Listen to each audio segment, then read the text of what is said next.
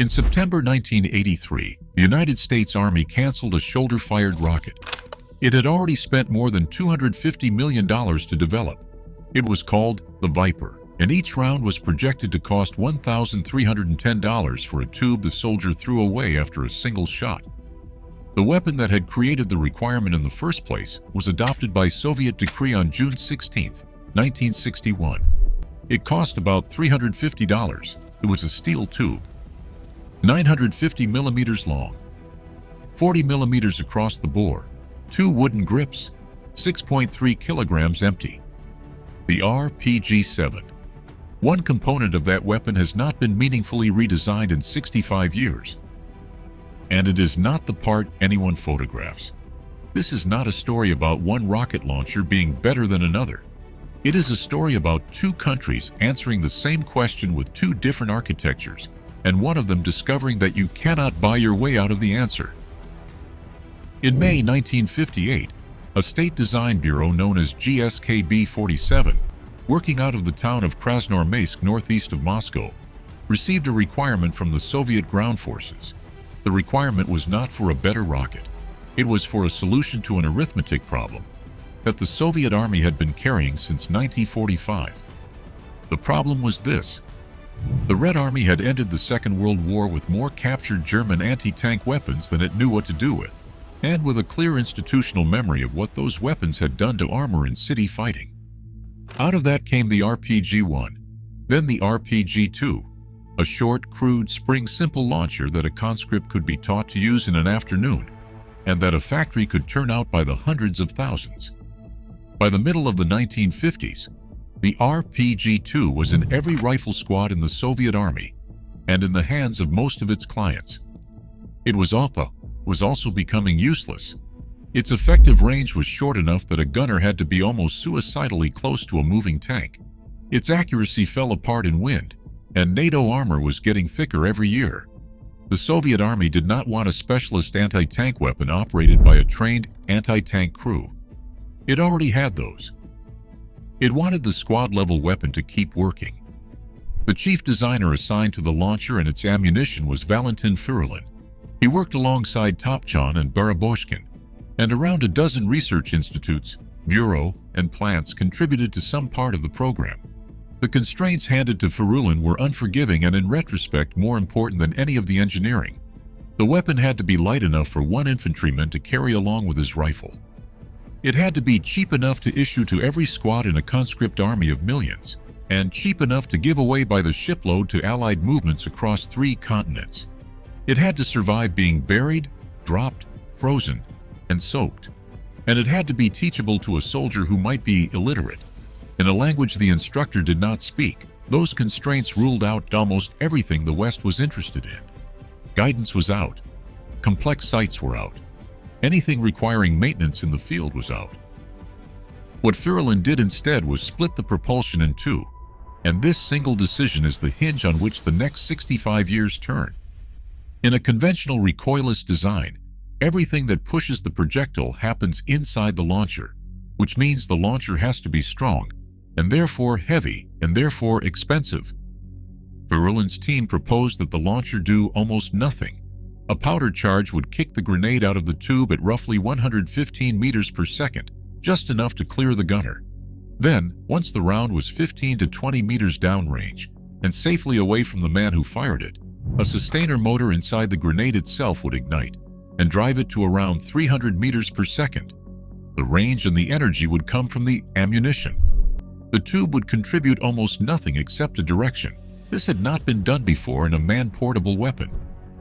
Germany and Sweden, the established Western manufacturers of infantry anti-armor weapons, would not adopt rocket-assisted rounds until considerably later. The result went to state trials at the end of the decade against an intermediate design, the RPG-4, and beat it clearly enough that the RPG-4 never entered service. On the 16th of June, 1961, a decree of the Council of Ministers of the Soviet Union adopted the RPG-7 and its first round, the PG-75, an 85mm over-caliber grenade weighing 2.2 kilograms. Aimed range was 500 meters. Against a target 2 meters high, The range at which a gunner could simply point and fire without adjusting for drop was 330 meters. Serial manufacture went to the Degtyarev plant at Kovrov. 2 years later, in 1963, a paratrooper version designed by Fundayev at the Central Design and Research Bureau of Sporting and Hunting Arms in Tula entered service as the RPG-7D, its tube splitting into two halves so it could be jumped with. The Soviet Army now had exactly what it had asked for: a squad weapon for stopping NATO tanks on the North German plain in a war between armored formations across open European ground. It would spend the next 60 years being used by people who had no tanks, no plane, and no formations. In 1966, the first RPG-7s began arriving in North Vietnam, and within a short time the weapon was carried by every infantry squad in the People's Army of Vietnam. Its first combat use is genuinely disputed. Some accounts place it with Egyptian forces in the Six-Day War of June 1967, others in Vietnam that same year. What is not disputed is where it became famous. During the Tet Offensive in February 1968, in the street fighting in and around Hue, American and South Vietnamese forces encountered it constantly. And American soldiers were photographed that month, examining a captured example. What the Vietnamese did with it was not what it had been designed for at all. The primary American armored vehicle in Vietnam was the M113 armored personnel carrier, and the M113 was a poor match for a shape-charged warhead in the worst possible way.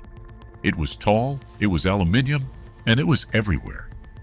A weapon engineered to trouble the frontal armor of a main battle tank went through an M113 without noticing.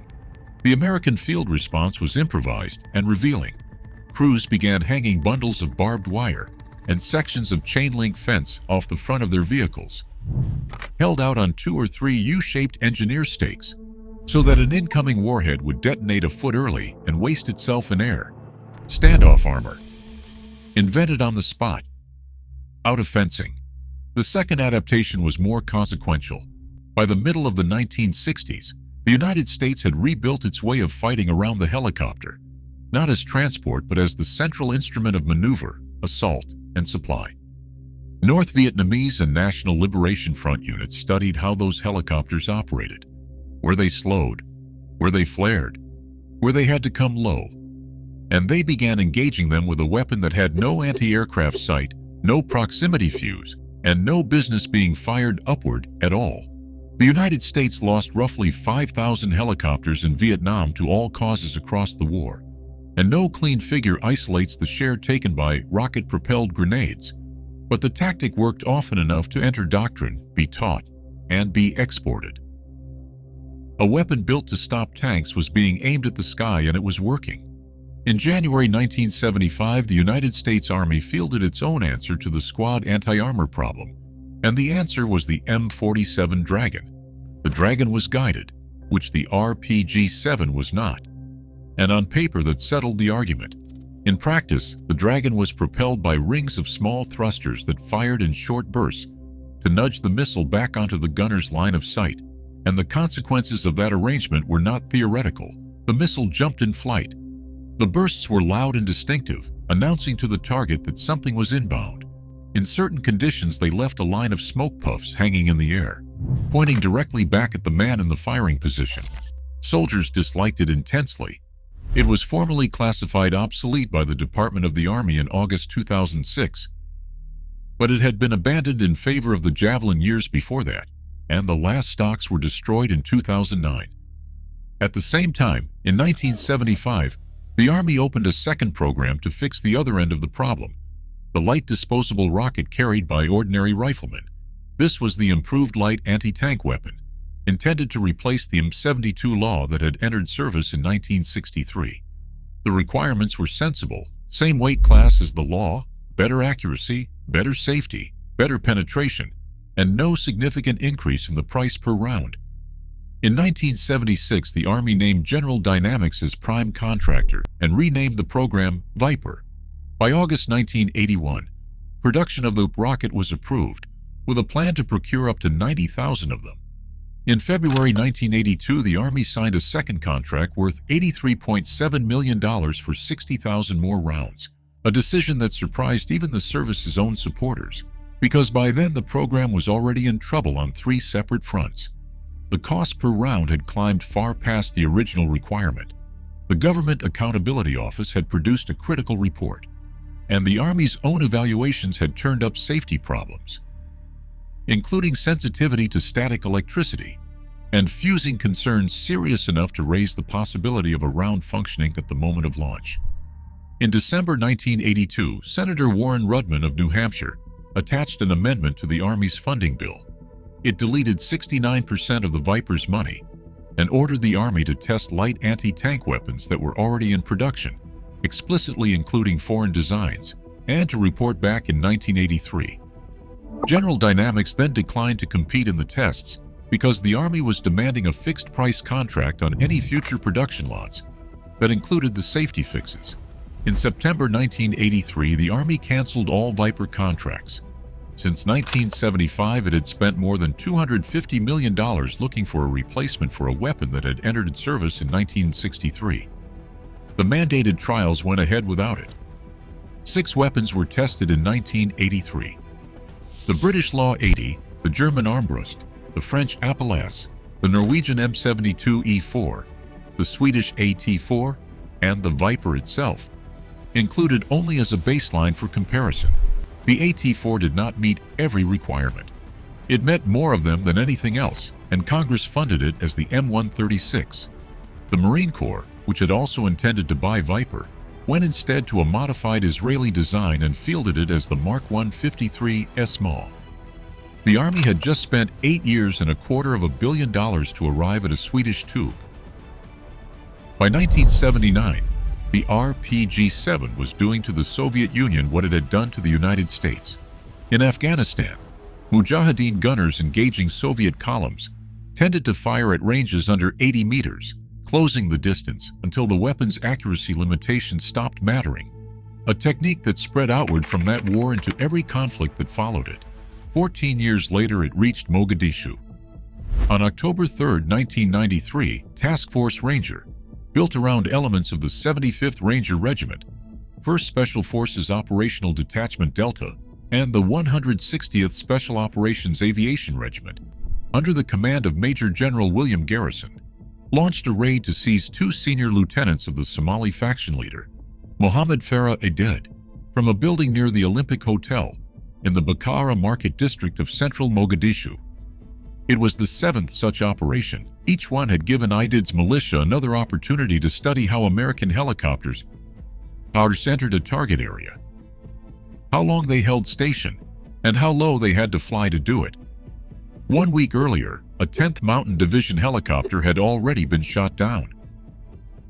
At approximately 4:15 in the afternoon, a Black Hawk with the call sign Super 61, flown by Chief Warrant Officer 3 Cliff Woolcott and Chief Warrant Officer 3 Donovan Briley, was struck by a rocket-propelled grenade and went down 4 blocks northeast of the Olympic Hotel. Both pilots were killed. Less than 20 minutes later, a second Black Hawk, Super 64, was hit and crashed elsewhere in the city. Its pilot, Michael Durant, survived the impact with a broken femur and a back injury, and later described the strike as feeling less like an explosion than like driving over an obstruction at speed, followed by a violent spin and about 15 seconds of falling. The raid achieved its objective. Both targets were captured. What followed was a night-long battle around 2 crash sites, in which 18 Americans were killed and 73 wounded, and footage of the aftermath was broadcast worldwide. 4 days later, President Clinton announced that American forces would leave Somalia entirely, and the withdrawal was completed by the 31st of March, 1994. A 32-year-old design had just changed American foreign policy in a single afternoon.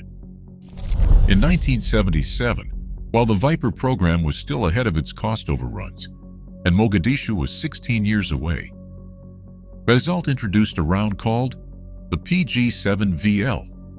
It was 93 millimeters rather than 85 millimeters, and it roughly doubled penetration to around 500 millimeters of steel.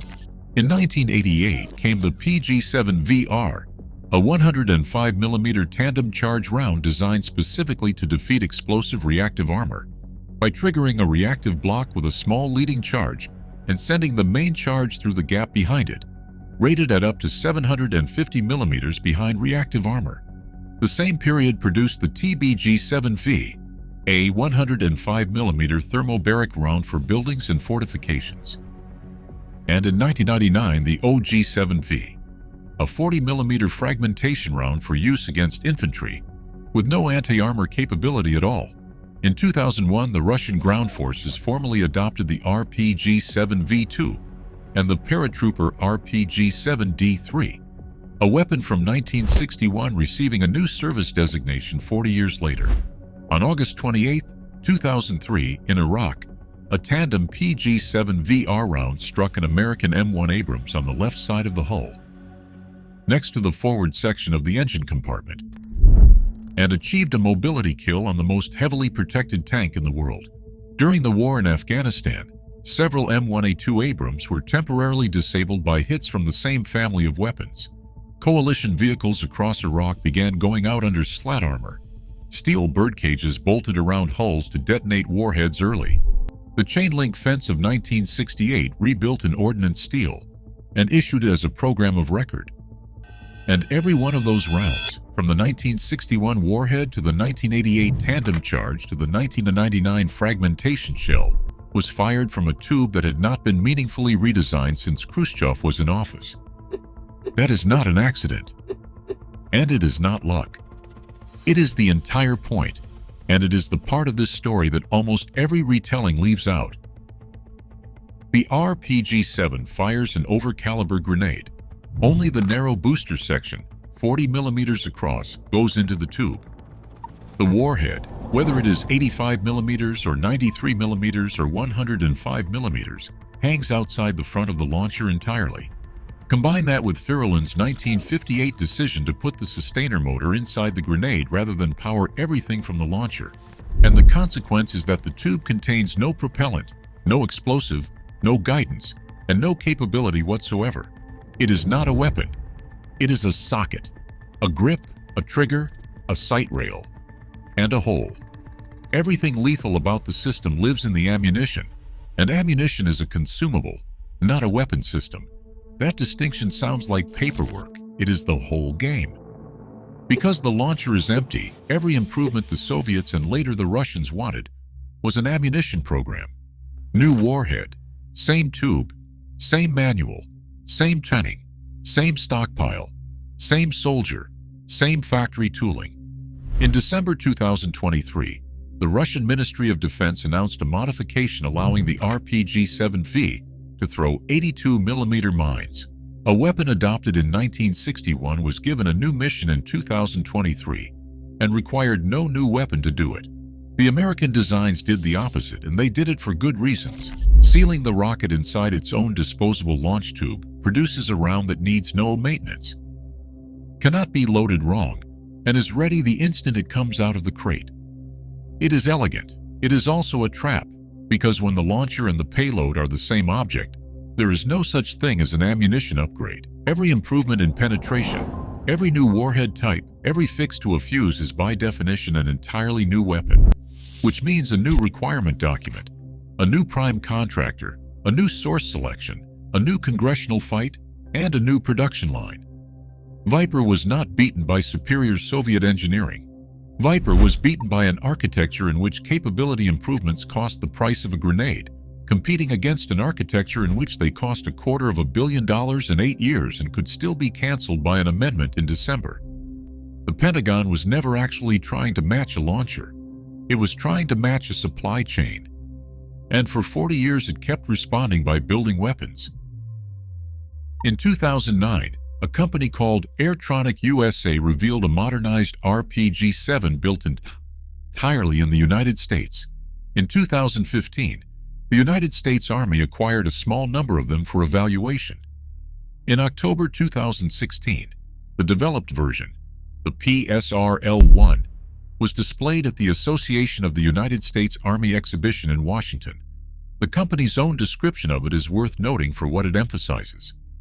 A tube machined rather than cast, cut from 4140 and 4150 ordnance-grade steel, Fitted with rails and controls familiar to anyone who had carried an M16 or an M4, and compatible with the full existing family of Soviet pattern ammunition. That same month, Airtronic announced a $5.5 million contract from an unnamed Allied European military customer. The customer was Ukraine. Contract documentation later published showed 100 systems at $5,454.75 each. In May 2018, Ukraine's Interior Minister Arsen Avakov announced that the National Guard had received its first shipment of 500. Ukrainian troops were photographed carrying them in Bakhmut in early 2023. An American company in Spring Branch, Texas, machining a Soviet design out of American steel and selling it back into the war the design came from at roughly 15 times the unit price of the original. The larger concession was quieter. In late 2015, the Army granted a conditional material release to the 84mm Carl Gustaf, a Swedish recoilless rifle whose first version dates to 1946, making it an organic weapon within the combat platoon, rather than a specialist item borrowed from special operations. Fielding began in March 2016, with 27 launchers going to each brigade combat team, roughly one per platoon. In 2017, the Army placed a sole source order for 1,111 of the lightweight M3E1 version. In 2024, Picatinny Arsenal announced that final fielding of the M3A1 to the last two battalions was complete. What the United States Army now issues to its infantry platoons is a reusable tube, served by a two-man crew, one firing and one carrying and loading the ammunition, capable of throwing anti-armor, anti-personnel, anti-structure, illumination and smoke rounds depending on what is loaded, with all capability growth handled through the ammunition rather than the launcher. That is the RPG-7's answer, arrived at independently and adopted 63 years after the 16th of June, 1961. The Pentagon did not lose to a rocket launcher.